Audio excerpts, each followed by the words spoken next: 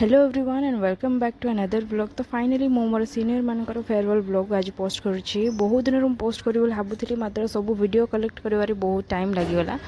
तो ये first मनकर welcome कलापर आम ये आइसक्रीम समस्ते खाइलु। आइसक्रीम खाइला जाकना समस्ते ये लंच भी टाइम हो जाता। मात्र लंच आगु आम समस्ते ये मनकर फॉर्मल सेशन चलला। तो सेटा सब सरला जाकना आम लंच कलु।